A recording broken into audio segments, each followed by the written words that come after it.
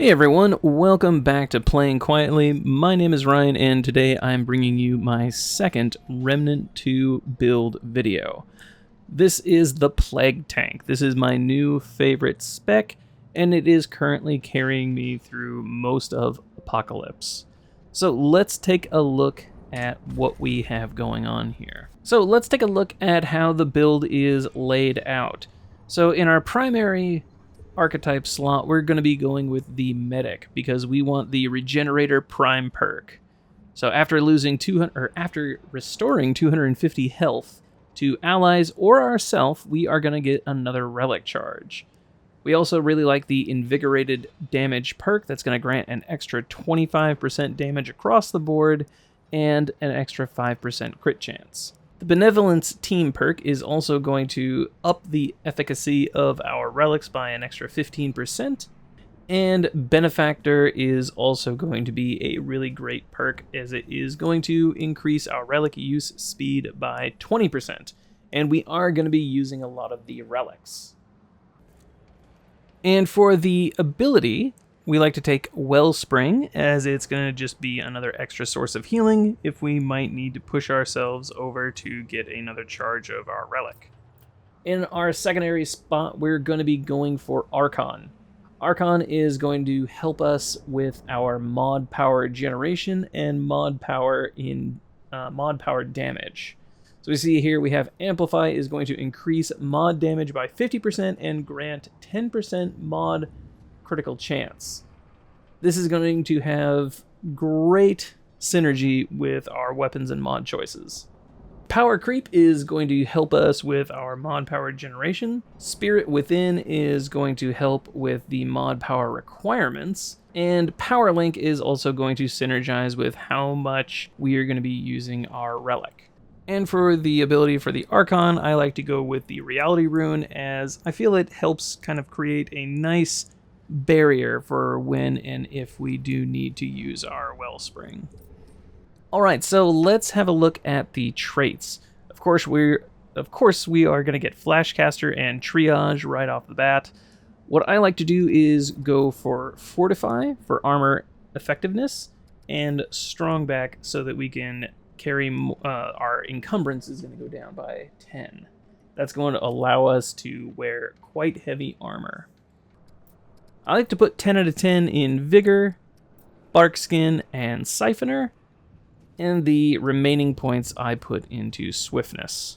Let's go back to our character sheet and let's take a look at the gear that we're using.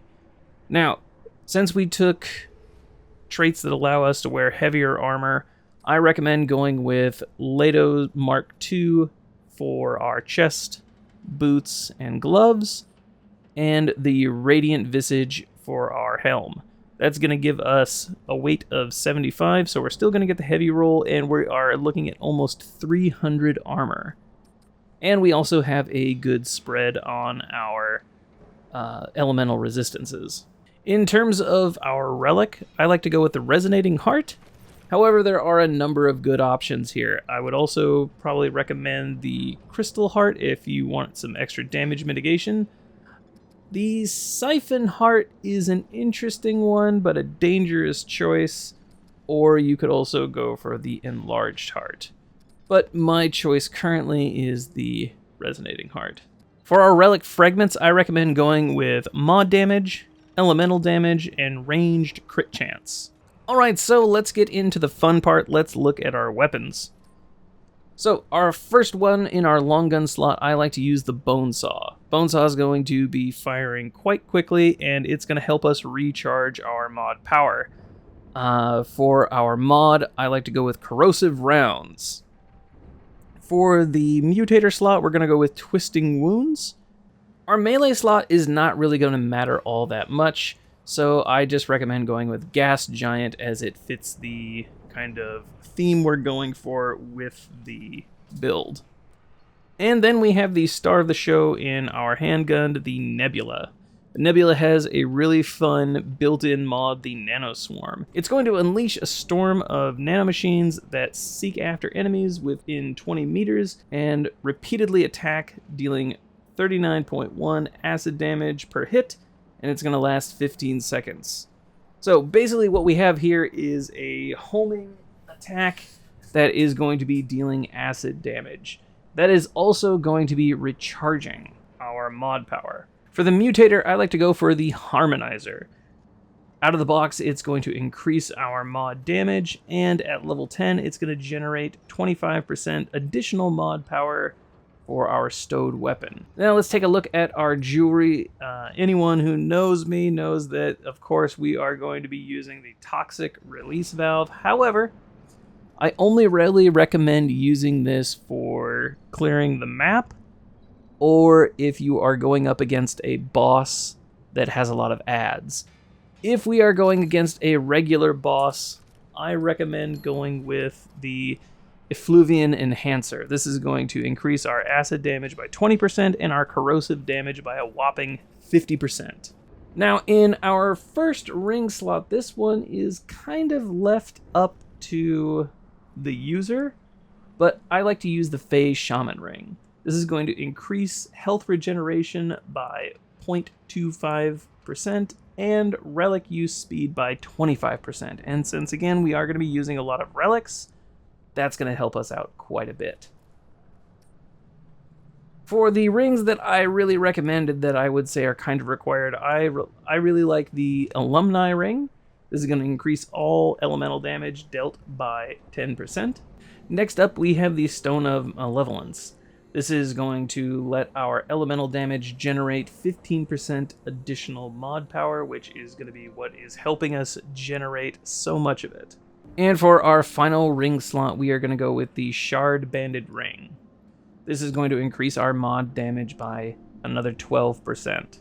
So let's look at a typical rotation when we are in combat. When we approach a group of enemies, we are going to start off by using our Nebula's built-in mod. That's going to fire some Seekers. When we switch, we're going to see we get that Acid Pulse, and we're going to activate our mod on the Bone Saw, and you see we are just pumping damage.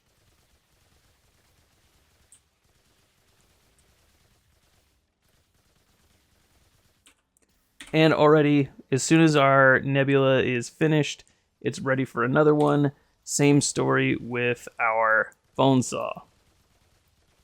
Alright, so now we're going to take a look at some of these survival aspects. So the basic idea here is that we're going to want to preemptively pop our relic so that we get that overheal.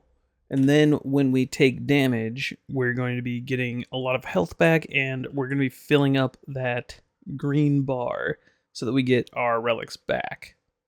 The idea here is that we're never going to go under 7 to 5 relics.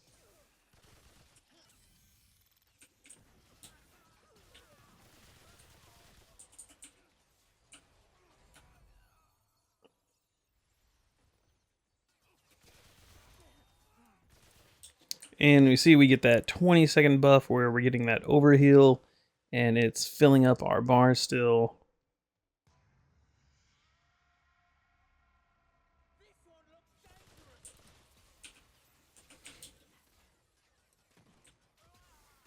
And we've already almost gotten our first relic back. So honestly, yeah, like taking damage, not that huge a deal. And again, we're able to take quite a few hits, and we've gotten one back already. So, like I said, this build is pretty good at dealing damage. It's definitely by no means up there with anything like Hugs or any of the crit damage builds. However, it does excel in its survivability. We can easily tank at least 2-3 regular enemy hits in Apocalypse mode, and you can survive 1, maybe 2 boss hits. Alright guys, so I'm going to leave you with some footage of me taking out the progenitor in the hatchery, again with my terrible playstyle, so that you can just see how forgiving this is on even Apocalypse difficulty. Let me know what you guys think of this build, any tweaks that you would make to it, any improvements that you would like to see, or any build ideas you have that you would like to see me try out in the future. If you found this video helpful or entertaining, hopefully I've earned your subscription, but we will see you guys next time. Have yourselves a good one.